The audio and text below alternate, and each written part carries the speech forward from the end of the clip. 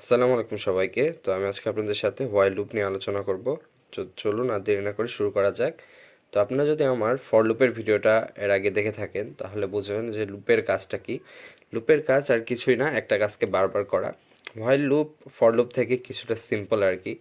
তো while loop আর do while loop এই দুটো একসাথে পড়ানোর জন্য আমি এটাকে পরে রেখেছি ফরের পরে।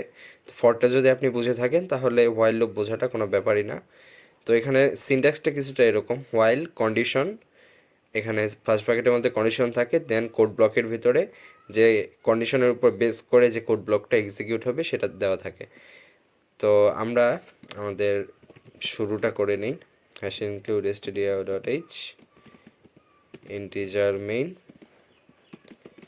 দেন হচ্ছে আমি একটা ভ্যারিয়েবল নিয়ে নিচ্ছি ইন্ট i is equal 0, অথবা আমি হচ্ছে ফর লুপের এক্সাম্পলটা, কালকের এক্সাম্পলটা আরেকবার আপনাকে দিয়ে নিই।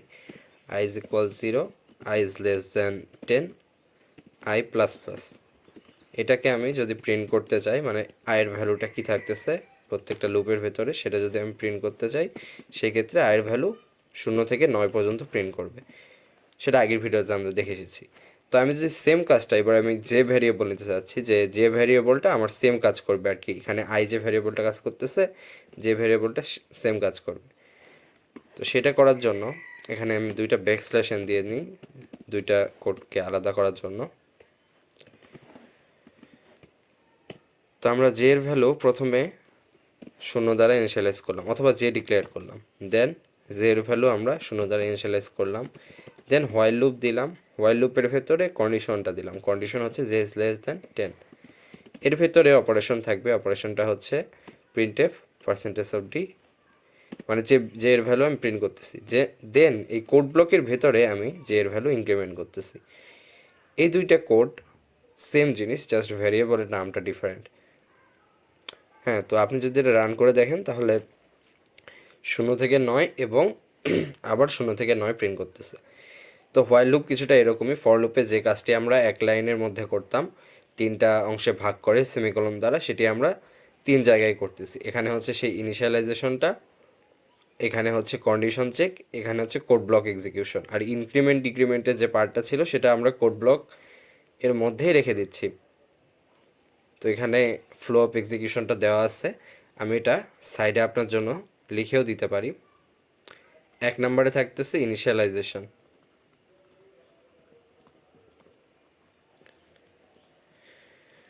দুই নম্বরে হবে কন্ডিশন চেক, তিন নম্বরে হবে হচ্ছে কোড ব্লক এক্সিকিউশন।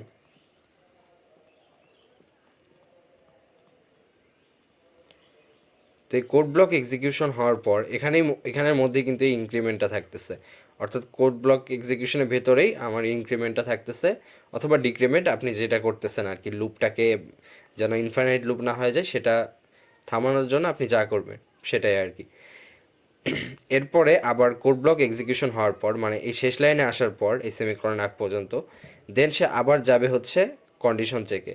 এখানে সে কন্ডিশন চেক করবে, দেন কন্ডিশন যদি ট্রু হয়, মানে কন্ডিশন যদি 1 রিটার্ন করে তাহলে সে কোড ব্লক এক্সিকিউশনে যাবে, এটা যদি 1 হয়। আর কন্ডিশন যদি ফলস হয়ে যায় অথবা 0 হয়, সেক্ষেত্রে আমার এই কোড ব্লকের বাইরে চলে আসবে। এরপরে যদি আমি আরেকটা স্টেটমেন্ট দিতাম, এখানে এখানে যদি আমি আরেকটা স্টেটমেন্ট দিতাম, প্রিন্টএফ হ্যালো, তাহলে সেই হ্যালোটা প্রিন্ট হতো। সেটা কিসের পরে? 9-এর পরে। অর্থাৎ 9-এর পরে যখন 10 করা হচ্ছে জে এর ভ্যালু, তখন জে এর ভ্যালু 10 থেকে ছোট, এই স্টেটমেন্টটা 0 রিটার্ন করতেছে। আর 0 রিটার্ন করার কারণে এই কোড ব্লক থেকে বাইরে চলে আসতেছে, অর্থাৎ দেন হচ্ছে কোড ব্লকের বাইরে। এটাই লিখে দিই, কোড ব্লক এর বাহিরে। এটাই একটি ফর লুপ, সরি হোয়াইল লুপের কাজ এতটুকুই। দেন আমরা যদি পরের পেজে যাই, এখানে এই কথাগুলোই লেখা আছে, এখানে কিছু এক্সাম্পল দেওয়া আছে, আমি এগুলো মিশিয়ে নিই।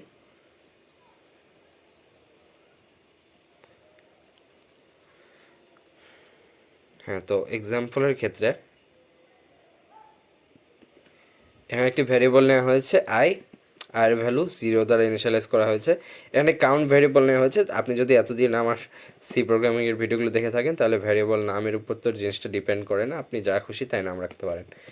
তো এখানে হোয়াইল লুপ দিচ্ছি, হোয়াইল লুপের ভেতরে কাউন্ট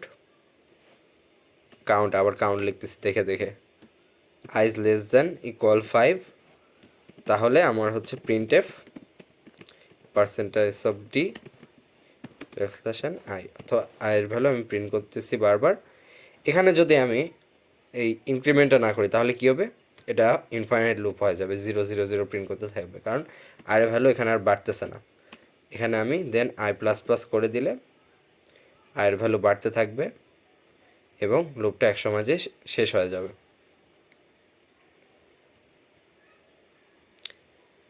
এই যে 0 থেকে 5। এখানে ইম্পর্টেন্ট পয়েন্টসগুলো দেওয়া আছে যেগুলো আমি অলরেডি বলেছি। If the condition is false from the start the code block inside the while loop will not execute at all. অর্থাৎ আমি যদি আয়ের ভ্যালু ইজ গ্রেটার দেন 5 করে দিই তাহলে এই ব্লকটা কোনো দিন এক্সিকিউটই হবে না, কিছু রিটার্নও করবে না। সো এটাই বলা আছে। Then be careful of infinite loop, অর্থাৎ যদি কোনো ইনক্রিমেন্ট ডিক্রিমেন্ট না দিয়ে থাকি তাহলে ইনফাইনাইট লুপে পরিণত হয়ে যেতে পারে, যার জন্য মেমোরি লিকেজ হতে পারে আর কি। তো এটা থেকে একটু দূরে থাকতে হবে। এখানে যে আমাদের আগের ফর লুপের টিউটোরিয়ালে আমরা যে মাল্টিপ্লিকেশনের টেবিলটা দেখেছিলাম সেই কাজটি এখানে হোয়াইল লুপের মাধ্যমে করা হয়েছে। এটি আপনাদের সেলফ স্টাডি থাকলো, কারণ অলরেডি আমরা ফর লুপের মাধ্যমে সেম কোডটি দেখেছি। এরপরে আমরা আসতেছি ডু হোয়াইল লুপে। ডু হোয়াইল লুপের সিনট্যাক্সটা কিছুটা এরকম, ডু লেখা থাকবে, দেন একটা কোড ব্লক থাকবে, তারপরে কন্ডিশন থাকবে। এখানে এটা আমি কোড দ্বারাই বোঝানোর চেষ্টা করি। এই সেম আয়ের ভ্যালু 0, দেন আমি বলতেছি do print f percentage of D I, এখানে ব্যাকস্ল্যাশ এন দিয়ে দিই, তারপরে আমি কন্ডিশন দিচ্ছি হোয়াইল কন্ডিশন হচ্ছে I is less than 5। Okay, very good. এটা যদি আমরা প্রিন্ট করি, ও আচ্ছা সরি, আমরা হচ্ছে ইনক্রিমেন্ট ডিক্রিমেন্ট করি, এই যে সেম জিনিসটা আমিও করে ফেলেছি। ওকে, এখানে ইনক্রিমেন্ট করে দিচ্ছি, তাহলে আমার আয়ের ভ্যালু 0 থেকে 4 পর্যন্ত প্রিন্ট হবে। ওকে, খুব ভালো কথা। তো এখানে হোয়াইল লুপের থেকে পার্থক্যটা কী হচ্ছে, এখানে পার্থক্যটা হচ্ছে যে এই যে ডু স্টেটমেন্টের ভিতরে যা আছে এটা কমপক্ষে একবার এক্সিকিউট হবেই, এই কন্ডিশন সত্য হোক বা মিথ্যা হোক। এখানে যদি আমি আয়ের ভ্যালু গ্রেটার দ্যান 5ও করে দিতাম তাহলে আয়ের ভ্যালু একবার 0 প্রিন্ট হতো। এর কারণ হচ্ছে এই ডু হোয়াইল লুপের কাজটা এটা যে ডু এর ভেতরে যা থাকবে সেটা সে একবার অন্তত করবে, করার পরে দেন সে কন্ডিশন চেক করবে। এটাকে আপনি একটা অ্যানালজি দেওয়া যায়। অ্যানালজিটা হচ্ছে কিছুটা এরকম, আপনি চিন্তা করুন আপনি রাস্তা দিয়ে হাঁটতেছেন, হাঁটার সময় আপনি দেখলেন যে হচ্ছে একটা লোককে মানুষজন গণপিটুনি দিচ্ছে আর কি। তো এখানে আপনার মানে দুইটা ইনিশিয়েটিভ হইতে পারে, যে আপনি যে প্রথমে শুনতেছেন যে লোকটাকে কেন গণপিটুনি দেওয়া হচ্ছে, তার কি দোষ, মনে করেন সে একটা খুন করছে বা খুবই গঠিত একটা অপরাধ করছে, তো আপনার মেজাজ গরম হয়ে গেল, আপনিও তারে গণপিটুনি দেওয়া শুরু করলেন। তো এটা হয়ে গেল ওয়াইল লুপের মতো আর কি, যে আপনি প্রথমে কন্ডিশন চেক করতেছেন যে সে করছেটা কি। সে যদি খুবই খারাপ কাজ আসলেই করে থাকে তাহলে তাহলে আপনি তাকে গণপিটুনি দিচ্ছেন। আর ডু হোয়াইল লুপটা কি, ডু হোয়াইল লুপ হচ্ছে আপনি রাস্তা দিয়ে হাঁটতেছেন, দেন আপনি দেখতেছেন যে হলো একটা লোককে গণপিটুনি দেওয়া হচ্ছে। তো আপনার চিন্তা মানে আপনার এমনি থেকে দিন টেন অনেক খারাপ গেছে, মনে করেন ক্লাস টাস করে আসছেন বা কাজ থেকে আসছেন, আপনার ভালো লাগতেছে না, যাই একটু মাইরা দিয়ে আসি। আপনি প্রথমে মারলেন, 2-4টা চড়থাপ্পড় মারলেন, মারার পরে কন্ডিশন চেক করতেছেন যে এই লোক কি আসলে কিছু ভুল করছেন, আপনি দেখলেন না কিছুই ভুল করে না, আপনি হুদায় মারছেন। তো এটা আর কি ডু হোয়াইল লুপের একটা অ্যানালজি। তো খুবই একটা বাজে অ্যানালজি হয়ে গেল, তাও আপনারা আশা করি বিষয়টা বুঝতে পারছেন আর কি, যে এরকমভাবে হোয়াইল লুপ এবং ডু হোয়াইল লুপ কাজ করে।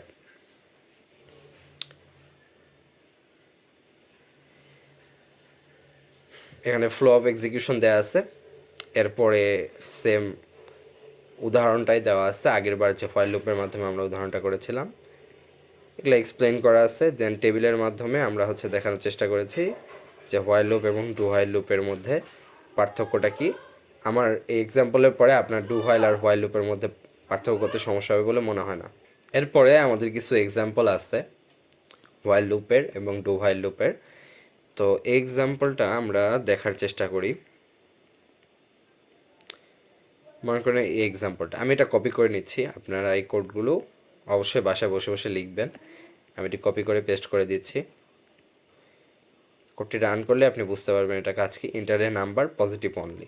তা আমি যদি এখানে 10 করি তাহলে ইউ এন্টার 10, মানে আপনি 10 এন্টার করছেন। ওকে, এরপরে আমি যদি এখানে নেগেটিভ নাম্বার দিই, যেমন -10, invalid input, please enter a positive number. এরপরে আবার আমাকে ইনপুট দিতে হবে। আবার যদি আমি -5 দিই তাহলে আবার সেম জিনিসই বলবে, মানে এটা ততক্ষণ চলতে থাকবে যতক্ষণ না আপনি একটা পজিটিভ নাম্বার দিচ্ছেন। আমি যদি এবার 20 দিয়ে দিই সেক্ষেত্রে ইউ এন্টার 20। তো প্রোগ্রামটা যদি আমরা দেখি, এখানে একটি ভ্যারিয়েবল ডিক্লেয়ার করা হয়েছে নাম্বার, দেন হচ্ছে এই প্লিজ এন্টারের নাম্বার এটি প্রিন্ট করা হয়েছে। এরপরে হচ্ছে নাম্বারের ভিতরে ইনপুট নেওয়া হয়েছে, নাম্বারের ভিতরে ইনপুট নেওয়ার পর চেক করা হয়েছে যে নাম্বারের ভ্যালু 0 থেকে ছোট কি না। যদি ছোট হয়ে থাকে, অর্থাৎ যদি নেগেটিভ নাম্বার আপনি ইনপুট দিয়ে থাকেন, সেক্ষেত্রে সে এই মেসেজটা প্রিন্ট করতে থাকবে, invalid input, please enter positive number. আপনি যখনই পজিটিভ নাম্বার ইনপুট দিয়ে দিবেন তখন এই লুপ থেকে সে এক্সিট করে এই নিচের স্টেটমেন্টটা প্রিন্ট করবে। এটা হচ্ছে হোয়াইল লুপের ছিল। তো সেম প্রোগ্রামটা আমরা যদি ডু হোয়াইলের মাধ্যমে দেখতে চাই, এটা আমি এখানে পেস্ট করে দিচ্ছি। ওকে, সরি, থেকে কপি করে এখানে পেস্ট করে দিচ্ছি। এরপরে আমি এখানে যদি একটা নাম্বার দিই -10, invalid input, please enter number positive only. তো সেম কাজই করতেছে, জাস্ট দুইটা ওয়েতে। এখানে এখানে প্রথমে এই কাজটা করবেই, করার পরে দেন নাম্বার ইনপুট নিয়ে তারপরে কন্ডিশন ইজ, যদি হচ্ছে নাম্বার 0 থেকে ছোট হয় তাহলে ইনভ্যালিড ইনপুট এটা প্রিন্ট করবে। এরপর হচ্ছে কন্ডিশন চেক করবে আর কি। এখানে ইফ স্টেটমেন্ট একটা আলাদা ইউজ করা হয়েছে, আপনি চাইলে মানে এইভাবে করতে পারেন আর কি। সেম কাজ যেহেতু করানোর চেষ্টা করেছি হোয়াইল লুপ এবং ডু হোয়াইল লুপের মাধ্যমে। তো এই দুটো কোড আপনারা বাসায় বসে বসে দেখবেন আর প্র্যাকটিস করবেন অবশ্যই। তো আজকের লেকচার আপাতত এতটুকুই। ধন্যবাদ সবাইকে। ভিডিওটি ভালো লাগলে অবশ্যই লাইক এবং সাবস্ক্রাইব করবেন। ধন্যবাদ।